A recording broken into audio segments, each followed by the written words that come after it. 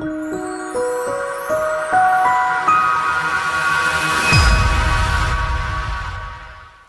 friends, it's Claire here from ScrappyNerdUK, and I am first up today for UK Scrap Addicts, and we have a new theme as it's the first of the month. So this month we are working with vertical designs.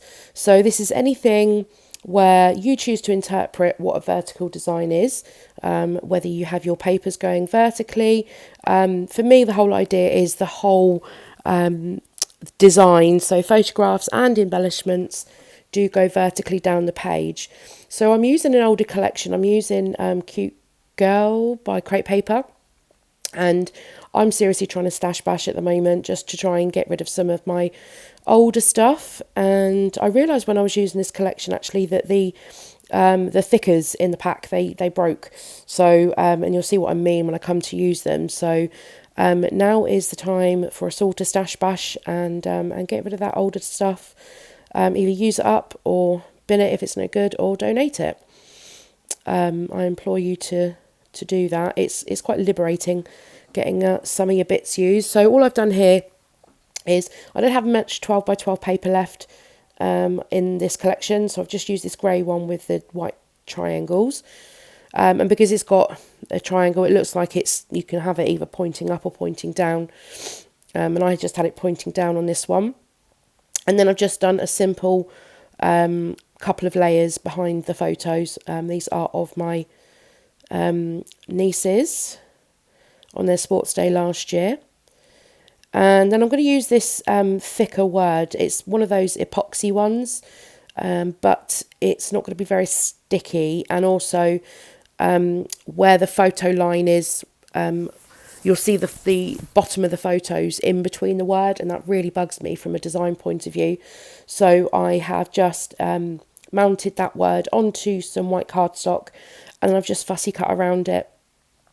I was tempted to do it in a coloured paper, but I actually quite like the white because there's the white triangles, so it all sort of ties in.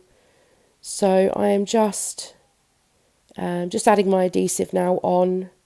And I have gone back after doing this layout and actually added some glossy accents to some of these epoxy words because they've just become, they're not sticky anymore, not particularly sticky anymore. And you'll see here, this is where this one just kept breaking. It's just so brittle. So I've had this sat in my stash for a couple of years now, and I've used odd bits and bobs, but it's nice to actually get some more of it used up so we can vacate my room for some newer stuff. Now I'm just having a look through the die cuts to see what I want to include, and I'm going to use this card that's in the die cut pack, and that's going to help me anchor all of the embellishments that I'm going to use on this layout. So all of the embellishments, generally I work in clusters of 3, and I do it around the photo. But this time, most of the embellishments are going to be going underneath the photo. And I don't particularly want them looking like they're just floating on the page. So I'm going to ground it by using that card. You can also use another one that I've done when I've done a vertical layout. You can also use labels. Labels are a great way to be able to use it as anchors for your embellishments. So you could use small ones and just layer them up going down the page, or you could just have them individually, or you could use a project life card as well. That would equally help, or just a bit of pattern paper. You can give it a go without anything to anchor it. It might be a little bit more difficult to try and get all of the embellishments to sit together and look like they belong. So I'm just using this sticker. Now I don't want the sticker to be flat. I want it to have some dimension. So I'm just popping some foam tape on the back and then popping that little doll, if that's what it is, back on the layout.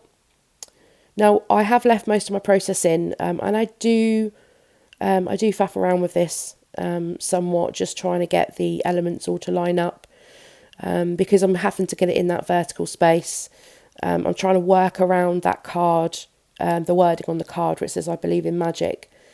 So trying to fit everything in that I want to use is a bit of a struggle, but nonetheless I manage it in the end. So I'm going to use this sticker that says sisters, as they are sisters, and I just fishtailed the end just to give it a little bit of interest. I do come back in and cut that down a little bit further as well. Now I wanted to use this the die cut that's the teepees or the tents, but no matter where I put it, I just couldn't get it to work. It was just taking up too much space, and that ice cream doesn't work either. So I've admitted defeat, and I think in the end the only die cuts I used were the actual that card, the I Believe in Magic card. So I'm just coming back in with these puffy stickers, and I'm going to use a couple of these house ones. Has nothing to do with the layout at all, but I'm over the fact of needing to use specific embellishments for specific layouts, because if you keep hold of that random avocado sticker or that random hedgehog sticker, then all these random house stickers, then could be waiting forever, or you might do a layout, completely forget about them, and then they'll never get used. So they are making an appearance on here, and I am okay with the fact that they don't particularly have anything to do with the photos. To be honest, the embellishments don't really have anything to do with the photos. The photos are of my nieces on their sports day. So, yeah, it doesn't really bear any relevance. The rest of this doesn't bear any relevance. And I'm thinking, I didn't add any journaling, but I think I will go back and add a tiny bit of journaling if I can find some space after I've done all of this. If not, I can always just pull one of those photos up, because it's got the low tack roller tape on it, and then just pop some hidden journaling behind. There's always ways to be able to add journaling, even if you think you've run out of room. Or I could journal around the edge of the page as well. That's another idea.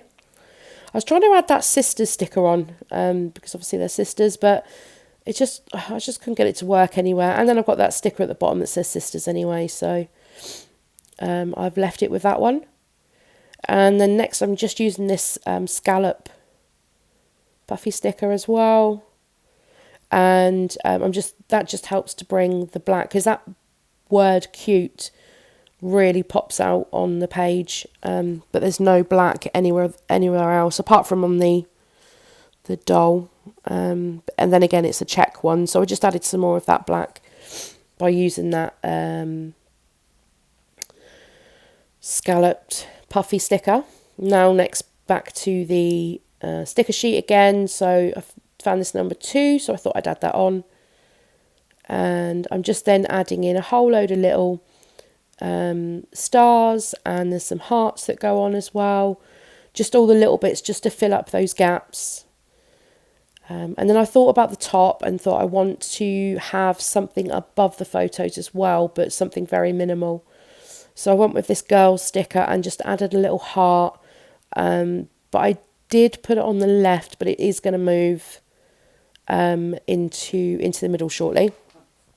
So just seeing what else there is that's going to work in the space that I've got left, because I am really, you can see here I've got very little space left now. I just need to try and level this out a little bit. So I add these 2 butterflies to the piece of white cardstock, and I'm going to fussy cut around those as well. So if you ever want to turn stickers into sort of cardstock ephemera to be able to work with it a bit better, then just pop it on some white card and fussy cut around it. Always works for me.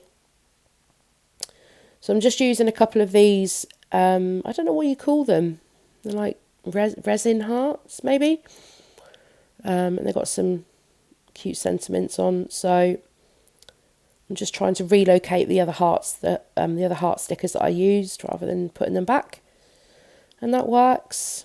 So here I go, just fussy cut around these, and then I'm going to pop one just above the doll, or it might be a little girl, I'm not sure.